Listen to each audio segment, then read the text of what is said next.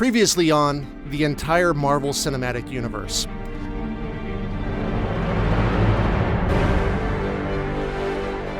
Meet Tony Stark. He's got lots of money, daddy issues, and incredible facial hair. Stark is captured by terrorists and secretly builds the Mark I Iron Man suit while in captivity, powered by the sweet arc reactor in his chest. My turn. The villain in this one?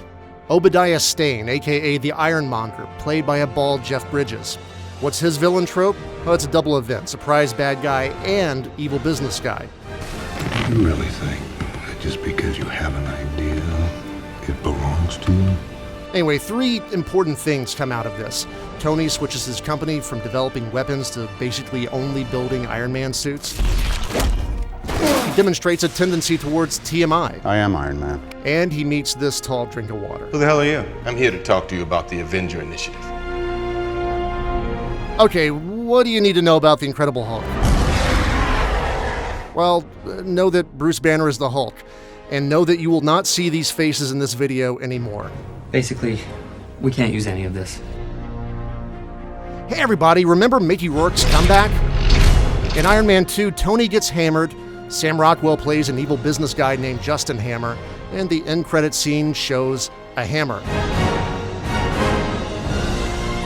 Iron Man 2 does introduce 2 very important characters, super spy Black Widow and War Machine, a suit of armor donned by Tony's friend Rhodey.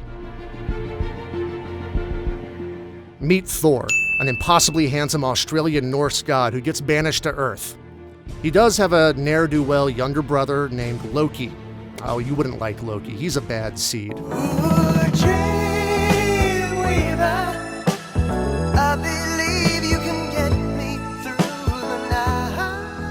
So the internet's boyfriend sends the destroyer to Earth to kill his sort of brother Thor. Thor wins. So is this how you normally look? More or less. It's a good look. The film ends with Loki floating off into the void, never to be seen ever again. So Chris Evans plays this guy Johnny Storm, whose sister Sue plays... Okay, hang on. Okay, Chris Evans plays Steve Rogers.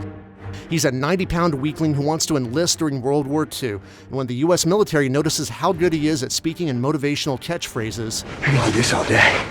He's given an upgrade, a costume, and a squad of comrades that includes his best friend Bucky Barnes, who's always willing to go out on a limb for the team.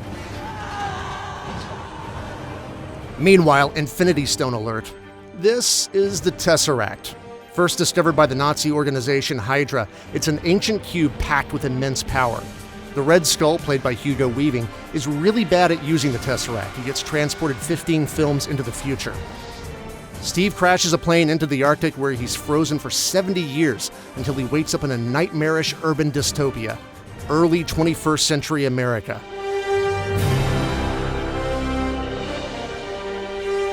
So your boy Loki is making deals with an alien race called the Chitauri to retrieve the Tesseract. He uses his scepter, which, Infinity Stone alert, has the Mind Stone in it. And he's controlling a bunch of people that include Clint Barton, aka Hawkeye, whose superpower is that he is real good at shooting a bow and arrow. Loki and the Chitauri army attack New York City, but the Avengers assemble, and through the power of this one shot, they defeat the Chitauri. But only after Iron Man almost sacrifices himself and gets a glimpse of the darkness to come. Also, Loki visits an unlicensed chiropractor.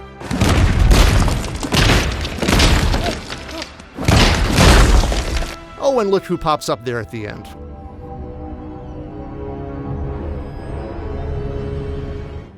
My diagnosis is that you've experienced a severe anxiety attack. Me? Iron Man 3, Tony overcomes his PTSD with a little help from his friends. We get a fake-out bad guy called the Mandarin, played by Ben Kingsley. Hi, Trevor Slatcher. This is the Mandarin? I know, it's embarrassing. Tony defeats an evil business guy played by Guy Pearce, and he gets his arc reactor removed. Plus, here's all the Iron Mens. Well, let's see. Infinity Stone alert, we get the Reality Stone. Where is the ether? I'll never tell you. Thor's mother gets murdered. You helped me escape Asgard, and I will grant it to you. Vengeance. When do we start? Loki and Thor team up, and Thor saves the day. Or does he? It's a tale of two BFFs for Captain America. One is the Falcon, who's got wings. The second is Steve's buddy for life, Bucky, who we learn didn't die back in World War II, but was instead brainwashed and turned into the covert assassin known as the Winter Soldier, who was very well armed.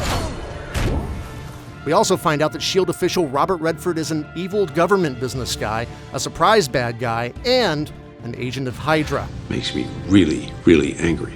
Also part of Hydra, hey now, it's Senator Larry Sanders! Nick Fury fakes his death to escape Hydra, but he ends up killing Robert Redford, and S.H.I.E.L.D. is thrown into disarray. And Captain America desperately tries to wake Bucky up from his programming. With you to the end of the line. Not this movie, Cap. The Guardians are a ragtag team of low-level criminals that meet and slowly start to become friends while on the hunt for a mysterious orb. You got Drax, a former world heavyweight champion. Groot, who is Groot. Rocket, the least cute raccoon ever. Gamora, who's got some serious daddy issues. And Star-Lord, aka Andy Dwyer, who has your slacker uncle's music tastes. Bring it down hard! Oh, and Benicio del Toro is there in his finest performance yet. The bad guy is Ronan, hired by Thanos to obtain the fourth Infinity Stone, the Power Stone, which has power. Ronan double-crosses Thanos, which is just so Ronan. Thanos, I'm coming for you. The Guardians defeat Ronan, they deliver the stone to the Nova Corps on planet Xandar, where it's totally safe and nothing bad will ever happen off-screen.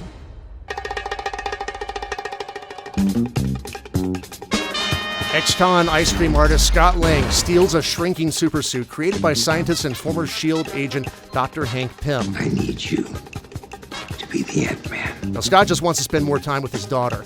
Hank wants Scott to help him stop Corey Lewandowski, evil business guy, from abusing and profiting off his Pym particle technology. Hope wants a supersuit. Luis just wants to recap what we've learned so far. No doubt.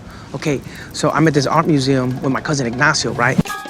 Scott pulls off the heist, defeats the villain, goes subatomic, becomes quantumly entangled with Dr. Pym's missing wife Janet, more on her later, and accidentally auditions to be an Avenger, all before dinner time.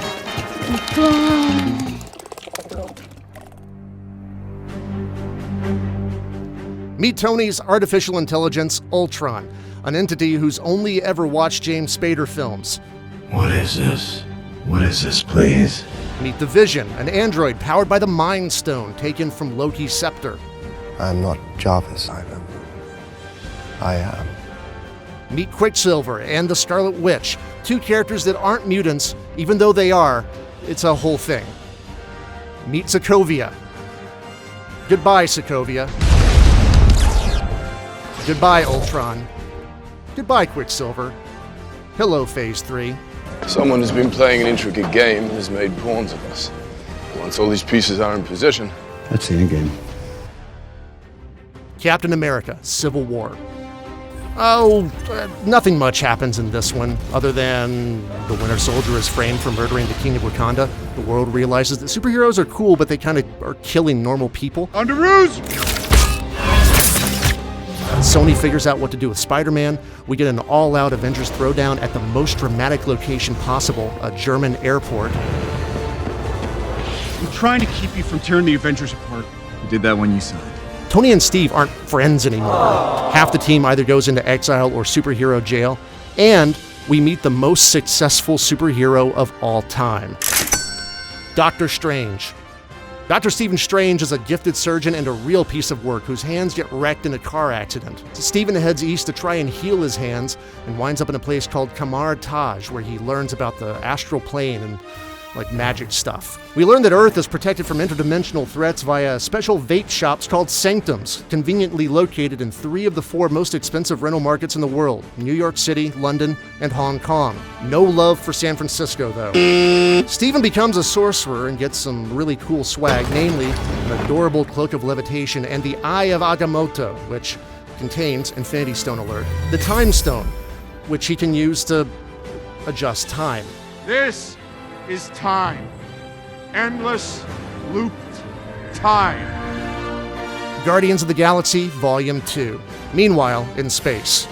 Groot's a little kid, Rocket is committing grand larceny, and Star-Lord discovers that he's the son of an entire planet. who's got, and is, a big ego. And I'm your dad, Peter. That also means that Chris Pratt is half celestial, but don't worry about what that means. Turns out Kurt Russell is the surprise bad guy. The Guardians destroy Ego, but at the cost of Star-Lord's surrogate father, Yondu. It's very Freudian.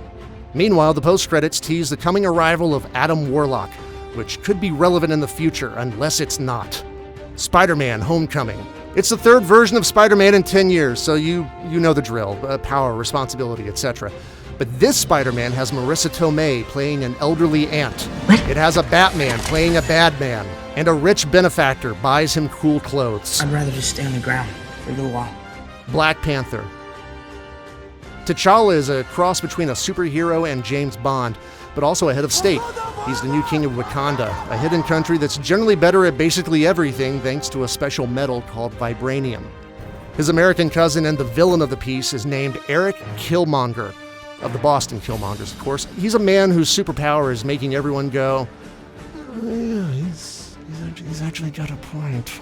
The result, T'Challa opens Wakanda up to the outside world, he de-brainwashes the Winter Soldier, and gets nominated for Best Picture. Thor Ragnarok. Hela, Thor and Loki's long-lost sister, appears in the wake of Odin's death and takes over Asgard while banishing Thor and Loki into space to die. Thor winds up on the planet Sakaar. Do you like gladiator films? The Grandmaster sure does. Yes! Thor and Hulk reunite, they meet Valkyrie, and they escape to Asgard, where Thor loses an eye. Loki kind of turns good, maybe? It's tough to know. He's reunited with the Tesseract, though. Finally, Ragnarok happens, and goodbye, Asgard. But it's okay, because the Asgardians, they're safe and sound. They all got on this ship where nothing bad is going to happen off-screen.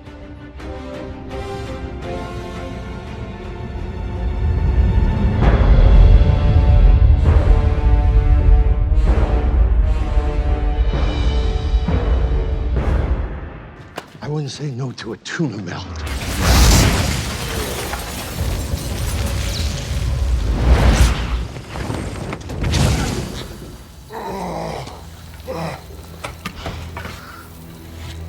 Thanos is coming. He's coming.